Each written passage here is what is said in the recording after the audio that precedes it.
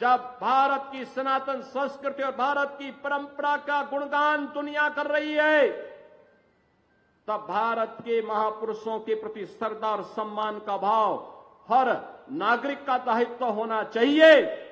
उन स्थितियों में किसी भी आक्रांता को महिमा मंडन नहीं करना चाहिए।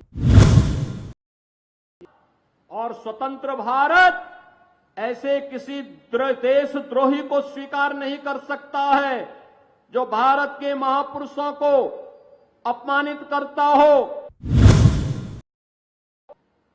बहनों और भाइयों, ये वही जनपद है जो पहले अव्यवस्था और अराजकता का शिकार हुआ करता था।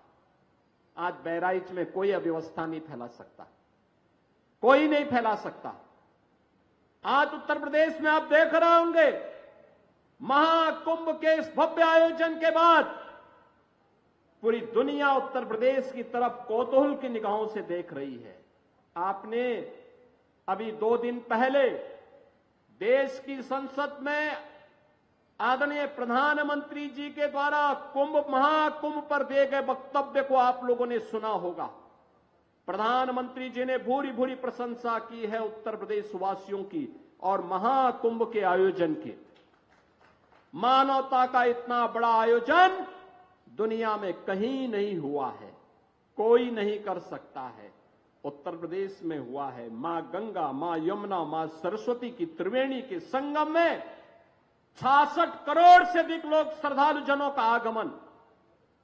ये भारत की महान सनातन संस्कृति की युग गाथा को अनंत काल तक गाने के लिए आने वाली पीढ़ी को विरासत के रूप में छोड़ चुकी है।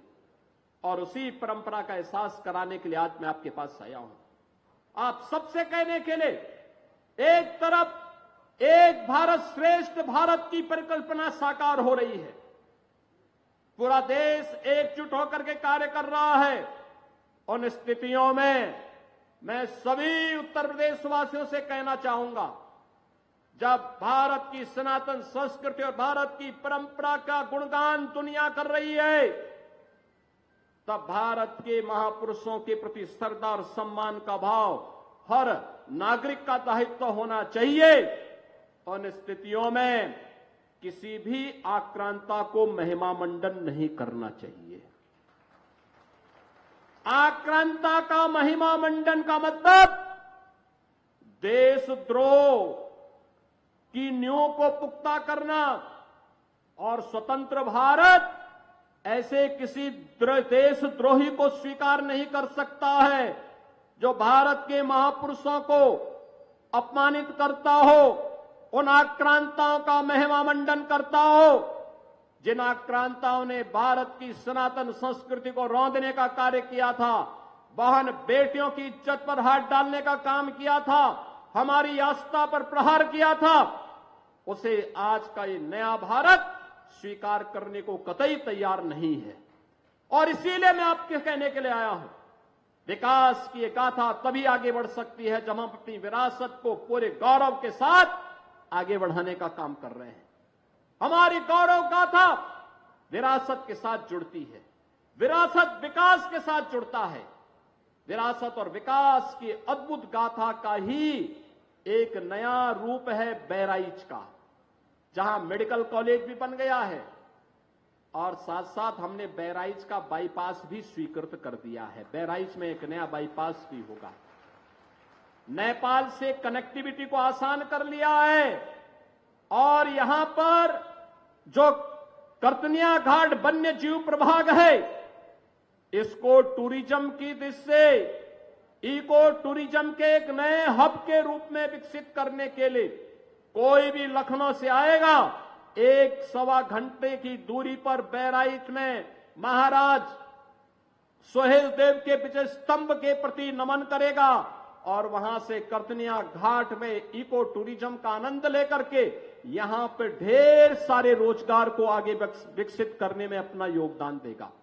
और उसी योगदान के प्रति आप सबके सहयोग के लिए आज हम सब आपके बीच में यहां पर आए हैं।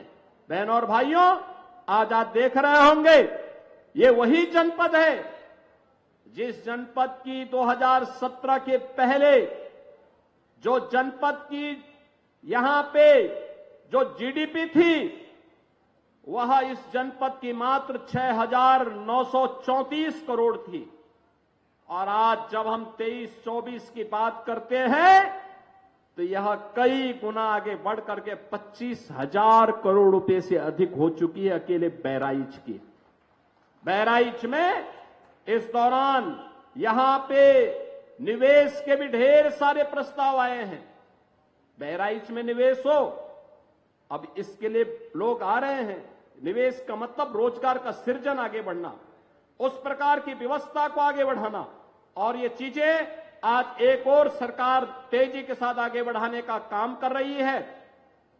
आज मुझे अभी गोंडा में बहराइच के युवाओं को भी हम लोग मुख्यमंत्री युवा उद्यमी योजना के अंतर्गत कई युवाओं को 5 लाख रुपए तक का ब्याज मुक्त ऋण उपलब्ध करवाने का कार्य करने जा रहे हैं, जिससे वह भी एक युवा उद्यमी के रूप में अपनी पहचान बना सके।